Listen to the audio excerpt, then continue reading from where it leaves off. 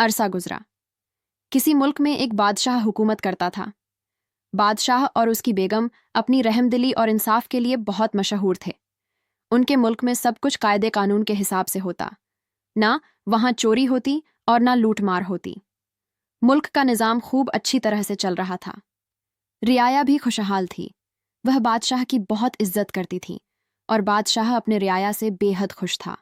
और खुदा जो बादशाहों का बादशाह है, इस बादशाह पर भी और उसकी रियाया पर भी मेहरबान था, क्योंकि जो लोग दुनिया में नेकी करते हैं और इंसाफ करते हैं और गरीबों पर रहम खाते हैं, खुदा उनसे हमेशा खुश रहता है। कुछ अरसे के बाद रब्बे कायनात ने उन्हें एक चांद दी, बेटी से नवाजा। यह लड़की मोतियों की तरह नाजुक और फूल जैसी थी। माँ ने लड़की का नाम शहजादी गुलाब रखा, क्योंकि यह एक खूबसूरत फूल का नाम है। सब लोग खुशहाल थे, लेकिन खुशियों को कहते हैं ना, जल्द ही नजर लग जाती है। इस मुल्क के करीब ही एक जालिम बादशाह हुकूमत करता था, और वह बेपनाह जालिम था। अगर कोई उसके सामने हंसता तो उससे बर्दाश्त ना होता। वह उसे कोड़े लगवाता। वह बेवजह लोगों पर जुल्म करता रहता। उसे किसी का खुश रहना अच्छा नहीं लगता। वह किसी के भी पास कोई अच्छी चीज देखा तो छीन लेता। जालिम बादशाह अपनी रियाया पर बड़े जुल्म करता। छोटी छोटी बातों पर लोगों को कत्ल करा देता। अगर वह किसी शख्स को देख लेता कि वह खुश है तो वह उसको कैद करा देता। इसने जो सुना कि उसके मुल्क के पास एक और बादशाह भी रहता है, तो इसने उसका मुल्क छीनने के लिए फौज को तैयारी का हुक्म दिया। जब बादशाह को उसके नापाक इरादे का इल्म हुआ तो इसने भी दुश्मन से मुकाबला करने की तैयारी शुरू कर दी। लेकिन उसकी बेगम ने उससे कहा कि लड़ने से क्या होगा, दुश्मन बहुत बहुत ताकतवर है, इसलिए बेहतर यही है कि हम अपना खजाना लेकर किसी दूसरे मुल्क को भाग जाएं। बादशाह बोला, यह कहाँ की अक्लमंदी है कि मैं अपनी रियाया को एक जालिम के रहमो करम पर छोड़कर भाग जाऊं और दुनिया में बुजदिल कहलाऊं। भागने से लड़ाई के मैदान में लड़कर मर जाना ज्यादा अच्छा है। बेगम बेचारी चुप होकर रह गई। कुछ अरसे के बाद उस जालिम बादशाह ने बहुत सी फौज के साथ इस नेक दिल बादशाह के मुल्क पर हमला कर दिया। दोनों तरफ से लड़ाइयां शुरू हो गईं। आखिर यह रहम दिल बादशाह लड़ाई के मैदान में मारा गया। जब बेगम को बादशाह के मरने की खबर मिली तो वह गरीब अपनी नन्ही शहजादी को लेकर बाग में जाकर माली के मकान में छुप गई। उधर जब उस जालिम बादशाह के सिपाही शहर में आए तो उन्होंने आते ही लूटमार शुरू कर दी और बहुत से बेगुनाह लोगों को कत्ल कर डाला। और वह जालिम बादशाह खुद बेगम की तलाश करने लगा। ढूंढते ढूंढते वह बाग में जा निकला और माली के घर से बेगम की छोटी पकड़कर बाहर निकाल लाया और अपने सिपाहियों को हुक्म दिया कि मलका और नन्ही शहजादी को कत्ल कर दो। उस जालिम बादशाह के वजीर ने जब नन्ही सी शहजादी को देखा तो उसको उस पर बहुत तरस आया और बादशाह से सिफारिश करके माँ बेटी दोनों की जान बख्शी करा ली। लेकिन वह उन्हें अपने मुल्क में ले आया और यहाँ लाकर उन्हें किले में कैद कर दिया। किले में गरीब बेगम को एक छोटी सी कोठड़ी रहने को मिली। खाने को रूखी सूखी रोटी मिलती और नन्ही शहजादी गुलाब, जो कभी सोने के झूलों में झूला करती थी, खाक के बिस्तर पर माँ की छाती से लगकर सो जाती। एक रोज यह गरीब मलका बैठी रोटी खा रही थी कि कहीं से एक सफेद रंग की चूहिया आ गई। मलका ने रोटी का एक टुकड़ा उसके आगे भी डाल दिया। चूहिया बहुत खुश हुई और नन्ही गुलाब के सामने खड़े होकर नाचने लगी। गुलाब चूहिया को नाचते देखकर हंसती और खुश होती। गरीब मलका को एक रोटी सुबह और एक रोटी शाम के वक्त मिलती और पीने के लिए कटोरा भर पानी दोनों वक्त दिया जाता और वह सब्र शुक्र करके खा लेती। जेल का दरोगा इतना जालिम था कि वह रोटी और पानी एक बड़े से थाल में लगाकर भेजता, ताकि देखने वाले यह समझे कि बेगम के लिए थाल में लगकर अच्छे अच्छे खाने जाते हैं। आज जो बेगम ने पानी का कटोरा निकालने के लिए थाल पर से रुमाल उठाया तो थाल में तरह तरह के लजीज खाने देखकर बहुत हैरान हुई। उसने बहुत सोचा कि यह चीज़ें कैसे आ गईं, लेकिन उसकी समझ में कुछ ना आया। खैर, उसने खुदा का शुक्र अदा करके आज खूब पेट भरकर खाना खाया। जब बेगम खाना खा चुकी तो चूहिया भी चली गई। लेकिन जब जेल का दरोगा रात का खाना लेकर आया तो चूहिया भी कहीं से निकल आई और नन्ही शहजादी के सामने खड़े होकर नाचने लगी। जब शहजादी की माँ ने थाल पर से रूमाल उठाया तो उस वक्त भी कई किस्म के खाने थाल में रखे देखकर वह बहुत खुश हुई और खूब पेट भरकर खाया और चूहिया को भी अच्छी अच्छी खाने की चीज़ें दी। बहुत दिनों तक ऐसा ही होता रहा। खाने पीने को तो अच्छा मिलता, लेकिन गुलाब की माँ सारा सारा दिन इसी फिक्र में रहती कि इसकी कैद से कैसे छूटेगी। जब वो गुलाब की तरफ देखती तो आसमान की तरफ हाथ उठाकर कहती, मेरे अल्लाह, यह मासूम बच्ची तो बिल्कुल बेगुनाह है। इस पर रहम फरमा और इसे कैद से निकलने का सामान पैदा कर। एक रोज वह इसी तरह चुपचाप बैठी थी कि वहीं सफेद चूहिया कहीं से रेशम का एक लच्छा उठा लाई। गुलाब की माँ ने रेशम लेकर उसका धागा बनाया और चूहिया से हंसकर कहने लगी, मेरी अच्छी चूहिया, अगर तू इसी तरह 2-4 रोज रेशम लाया करे तो मैं एक डोरी बना लूं और जब डोरी तैयार हो जाए तो गुलाब की कमर में बांधकर नीचे लटका दूं। ना जाने कोई तरस खाकर इसे अपने साथ ही ले जाए। और यह गरीब तो इस कैद से छूटे। जब शाम हुई तो चूहिया रेशम का एक लच्छा और ले आई और गुलाब की माँ के आगे रख दिया। इस तरह 5-6 दिन लगातार वह चूहिया रेशम का एक लच्छा ले आती और गुलाब की माँ डोरी तैयार करती रहती। अब वह सारा सारा दिन उस खिड़की में, जो जंगल की तरफ थी, इस इंतजार में बैठी रहती कि कोई इधर से गुजरे तो उसकी मिन्नत करे कि वह गुलाब को ले जाए और उसकी परवरिश करे। एक रोज वो इसी तरह बैठी थी कि एक बुढ़िया नीचे से गुजरी। गुलाब की माँ उसे रोक कर बोली, बड़ी बी, अगर तुम मेरी बच्ची को यहाँ से अपने घर ले जाओ तो किसी रोज मैं तुम्हें बहुत सा इनाम दूंगी और तमाम उम्र तुम्हारा एहसानमंद रहूंगी। बुढ़िया ने जवाब दिया, मुझे ना तो इनाम की जरूरत है और ना यह चाहती हूं कि तुम मेरी एहसानमंद बनो। हाँ, अगर तुम मेरी एक बात मानो तो मैं तुम्हारी गुलाब को घर ले जाऊंगी और उसकी परवरिश करूंगी। गुलाब की माँ बोली, तुम जो चाहो मैं करने को तैयार हूं। बुढ़िया कहने लगी, अगर तुम्हारी कोठड़ी में कहीं सफेद रंग की चूहियां है तो मुझे पकड़ कर दे दो, क्योंकि मुझे सफेद रंग की चूहिया पालने का बहुत शौक है। गुलाब की माँ ने जवाब दिया, एक सफेद रंग की चूहिया तो हर रोज यहाँ आती है और दिन भर मेरी नन्ही सी गुलाब से खेलती है, लेकिन मुझसे इतना जुल्म नहीं हो सकता कि एक बेजुबान को घर से बेघर कर दूं। वह बुढ़िया से बोली, अच्छा भी, अगर तू एक चूहिया पकड़कर मुझे नहीं दे सकती तो फिर मैं तेरी बच्ची को नहीं बचा सकती। गुलाब की माँ बोली, बचाने वाला तो सबका खुदा है। जिसने आज तक बचाया है वह इंशाअल्लाह आगे भी बचाएगा, लेकिन मैं गुलाब की खातिर वह चूहिया तुझे कभी पकड़कर नहीं दूंगी। यह सुनकर वह बुढ़िया गुस्से से बड़बड़ाते हुए चली गई। उसके जाते ही कोठड़ी का दरवाज़ा खुला और बादशाह का एक नौकर अंदर आया और बोला, बादशाह ने यह फैसला किया है कि जब गुलाब जवान होगी तो उसकी शादी शहजादे से कर दी जाएगी। अब गुलाब तुम्हारे पास नहीं रहा करेगी, बल्कि महल में इसकी परवरिश होगी। कल महल की औरतें गुलाब को लेने आएंगी। बादशाह का नौकर तो इतना कहकर चला गया और गुलाब की माँ इस ख्याल से कि अब उसकी प्यारी बच्ची भी उससे छीन ली जाएगी, फूट फूट कर रोने लगी। वह रो रही थी कि एक बार फिर कोठड़ी का दरवाज़ा खुला। एक औरत, जिसका लिबास बिल्कुल सफ़ेद था, अंदर आई और पास बैठकर बोली, मेरी प्यारी बेगम, क्या हुआ? आज क्यों रो रही हो? बेगम हैरान हो रही थी कि यह औरत कौन है और अंदर कैसे आ गई, क्योंकि कोठड़ी की चाबियां तो जेल के दरोगा के पास थीं। बेगम को चुप देखकर वह औरत हंसी और कहने लगी, मेरी अच्छी बेगम, मैं ही तो वह चूहिया हूं जो तुम्हारे लिए रोज रोज अच्छे खाने लाती हूं और तुम्हारे लिए रेशम भी लाई थी। बेगम ने ताज्जुब से पूछा, क्या तुम सचमुच चूहिया हो या महल से मेरी गुलाब को लेने आई हो? वो बोली, मेरी अच्छी बेगम, मैं चूहिया नहीं, मैं तो एक परी हूं। मैं चूहिया बनकर इसलिए आई थी कि मुझे कोई देख ना ले, क्योंकि परियों की एक दूसरे से बहुत दुश्मनी होती है। तुमने अपनी रूखी सूखी रोटी जब मुझे खाने को दी तो मैं तुम्हारी रहमदिली पर बहुत खुश हुई।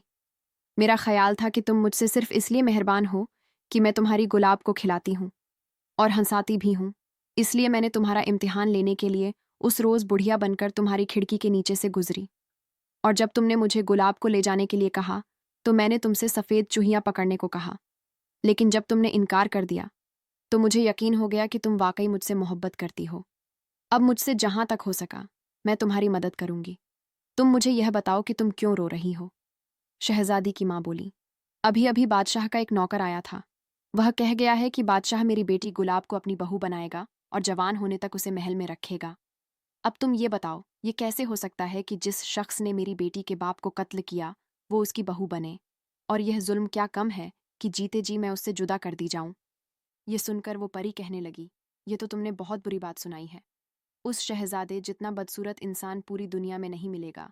उसके हाथों की 7-7 उंगलियां हैं, छोटा सा सर है और कान ऐसे जैसे हाथी के हों, और नाक के बजाय 2 बाल इस पर लंबी सूंड है। और आवाज़ गधे से मिलती जुलती है। रंग इतना काला है कि रात की स्याही का गुमान होता है। ये सुनकर गुलाब की माँ हाथ जोड़कर कहने लगी, तो खुदा के लिए तुम ही कुछ मदद करो। परी बोली, घबराओ नहीं, गुलाब की कमर में डोरी बांधकर नीचे लटका दो, मैं उसे अपने घर ले जाऊंगी, और जब तक तुम कैद से नहीं छूटोगी मैं उसकी परवरिश करूंगी। गुलाब की माँ ने रेशम की डोरी, जो इसने चटाई के नीचे छुपा रखी थी, वह निकाली और गुलाब की कमर में बांधकर रीछे से नीचे लटका दिया। वह परी चूहिया बनकर दरवाजे की तरफ भाग गई, लेकिन थोड़ी ही देर हुई थी कि परी बनकर फिर कोठड़ी में आई और कहने लगी, मेरी अच्छी बेगम, ना जाने खुदा को क्या मंजूर है, मेरे पहुंचने से पहले ही गुलाब को तो कोई और उठाकर ले गया। यह सुनकर गुलाब की माँ रोने लगी। परी बोली, खुदा पर भरोसा रखो, रोने से क्या होगा मुझसे। जहां तक हो सकेगा मैं उसको तलाश करूंगी। परी तो यह कहकर चली गई और गुलाब के माँ ने रोते रोते रात काटी। जब सुबह हुई तो बादशाह की नौकरानियां गुलाब को लेने गईं, लेकिन जब गुलाब ना मिली तो उसकी माँ से पूछा कि लड़की किधर गई।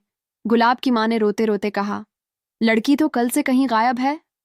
यह जवाब सुनकर नौकरानियां वापस चली गईं और गुलाब के गायब होने का किस्सा बादशाह को सुना दिया। बादशाह यह सुनकर कि लड़की गायब हो गई है, बहुत गजब नाक हुआ और सिपाहियों को हुक्म दिया, किले में जो बेगम कैद है उसके गले में लोहे की जंजीर डालकर दरबार में हाजिर कर करें। चुनांचे बादशाह के सिपाही किले में आए और बेगम के गले में लोहे की जंजीरें डालकर दरबार में ले गए। बादशाह ने पूछा, बताओ गुलाब कहाँ गई। बेगम बोली, वो कहीं गायब हो गई। बादशाह बार बार यही सवाल करता और बेगम बस यही जवाब दिए जाती। बादशाह गुस्से में दांत पीस कर बोला, अगर सच नहीं बतलाएगी तो मैं तुझे अपने हाथों से फांसी दूंगा। बेगम रोकर बोली, अब फांसी दो या छोड़ दो, ये तो मुझे नहीं मालूम कि मेरी गुलाब को कौन ले गया।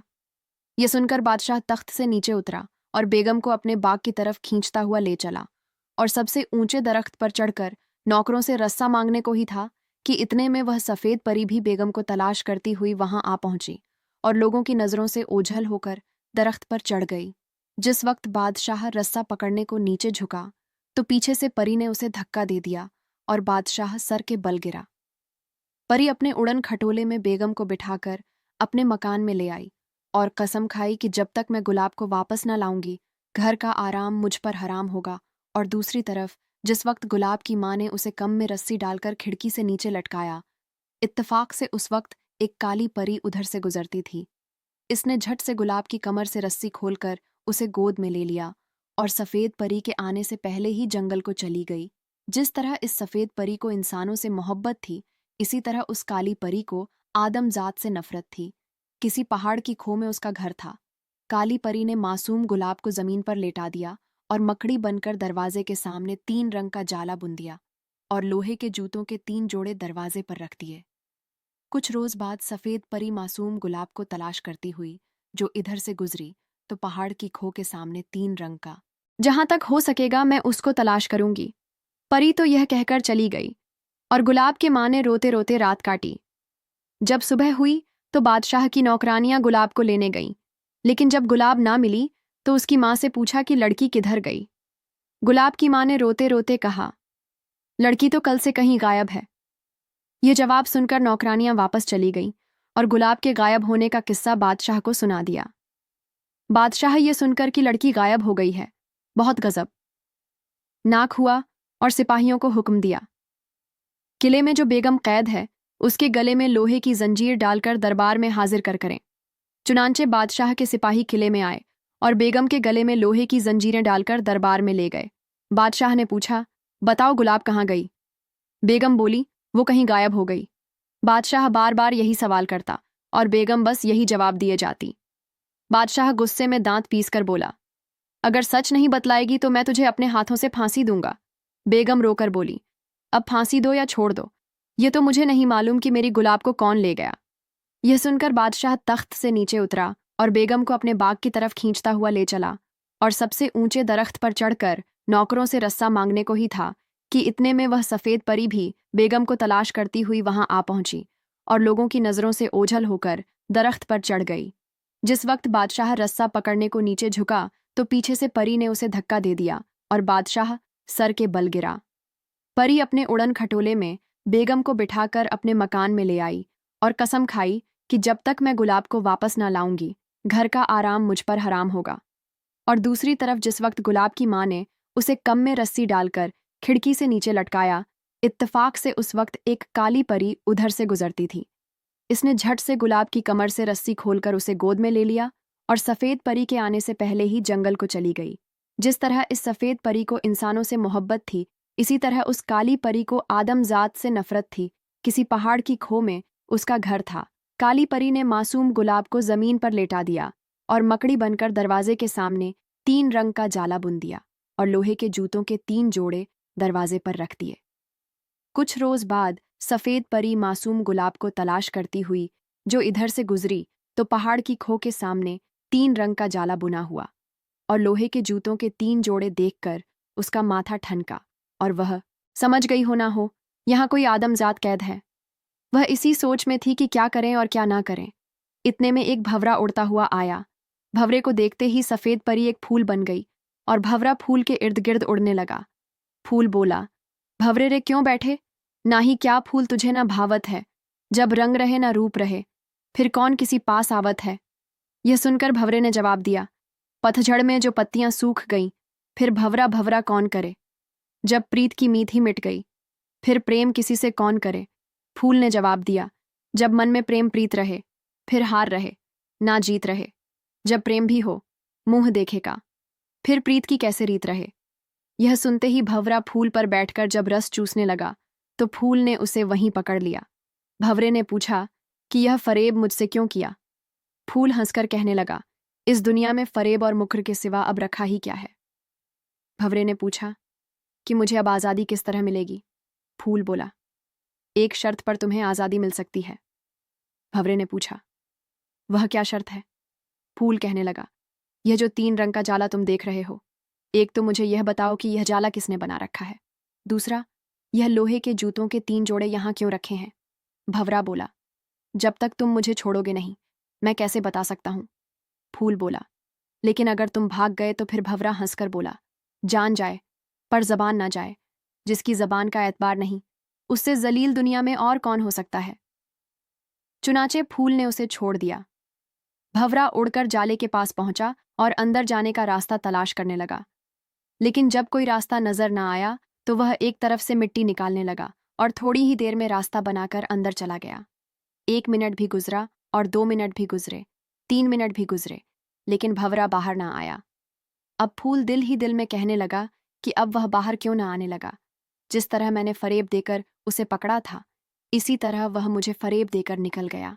लेकिन यह ख्याल अभी उसके दिल में आया ही था कि भंवरा जिस रास्ते से अंदर गया था उसी रास्ते से बाहर वापस आ गया और फूल से बोला, तूने मुझे फरेब देकर पकड़ा था और जो सच पूछिए तो मैंने भी तुझे चकमा देकर जान छुड़ाई थी।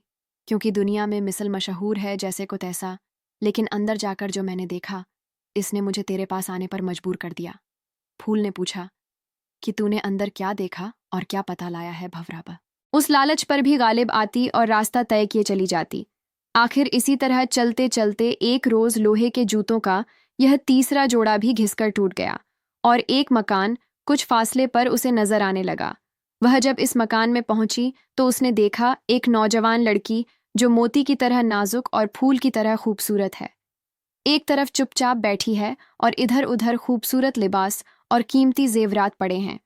एक जवान आदमी जिसके हाथों की 7-7 उंगलियां और छोटा सा सर है और कान हाथी के कानों से मिलते जुलते हैं और नाक के बजाय 2 बालिश्त लंबी सूंड है और आवाज गधे की आवाज से मिलती जुलती हाथ में कोड़ा लिए उस लड़की के पास खड़ा है। परी ने इस नौजवान को फौरन पहचान लिया। यह उस जालिम बादशाह का बेटा था जिससे वह गुलाब की शादी करना चाहता था। लेकिन गुलाब चूंकि अब जवान थी इसलिए वह उसे पहचान ना सकी और वह पास जाकर पूछने लगी, बीबी तुम कौन हो और यह बदसूरत आदमी तुमसे क्या कह रहा है। लड़की बोली, मैं एक बदनसीब लड़की हूं। मुझे इतना भी मालूम नहीं कि मेरे माँ बाप कौन हैं, जिंदा है या मर गए। यह जालिम मुझसे शादी करने को कहता है और एक अरसे से मुझे इस मकान में कैद कर रखा है। लेकिन मैं मरते मर जाऊंगी मगर इससे कभी शादी नहीं करूंगी। परी ने पूछा, तुम इससे पहले कहाँ रहती थी। लड़की बोली, एक काली कलूटी औरत ने मेरी परवरिश की थी, लेकिन जो सुलूक वह मुझसे करती थी इससे मौत ही अच्छी थी। लेकिन अफसोस मुझे तो मौत भी ना आई। उसने मुझे एक ऐसे मकान में बंद कर रखा था जिसके 3 दरवाजे लोहे के थे, लेकिन 5-5 बरस बाद यह दरवाजे खुद ब खुद खुल जाते, और जब आखिरी दरवाज़ा खुला तो यह जालिम मुझे यहाँ पकड़ लाया। अब खुदा ही मुझे इससे बचाए। परी ने उसे गले लगा लिया और बोली, मेरी प्यारी गुलाब, फिक्र मत करो, इस कमीने की मजाल नहीं, जो अब तेरी तरफ आंख उठाकर भी देखे। तू एक बादशाह बेटी है और तेरी माँ अभी तक जिंदा है। वह 15 साल से मेरे घर में रहती है। मैंने उसे तुझे ढूंढ लाने का वादा किया था, और खुदा का शुक्र है, आज 15 साल की दौड़ धूप के बाद मैंने तुझे पा लिया। उठ मेरे साथ चल, तेरी माँ तेरा इंतजार कर रही होगी। जब शहजादी और परी यहाँ से जाने लगी तो बदसूरत शहजादे ने उनका रास्ता रोक लिया और कोड़ा उठाकर बोला, अगर तुमने इस घर से कदम निकाला तो मार मार कर तुम्हारी खाल उधेड़ कर रख दूंगा। यह सुनकर परी ने गुस्से से उसकी तरफ देखा और उसके मुंह पर थूक कर कहा, फूक बन जा। वह उसी वक्त हवा बनकर उड़ गया। फिर शहजादी गुलाब और परी उस महल में गई जहां गुलाब की माँ रहती थी। दोनों माँ बेटी मिलकर खूब रोई। कुछ अरसे बाद परी ने काफ़ी कोशिश से एक खूबसूरत शहजादे के साथ गुलाब की शादी करवा दी, और वह आराम से अपनी ज़िंदगी बसर करने लगी। आज की इस वीडियो में इतना ही। उम्मीद है आपको हमारी वीडियो पसंद आई होगी। अगर वीडियो पसंद आई हो तो इसे लाइक करें, साथ ही करीबी लोगों के साथ शेयर भी कर दें। मिलते हैं किसी नई वीडियो में। शुक्रिया। अल्लाह हाफिज़।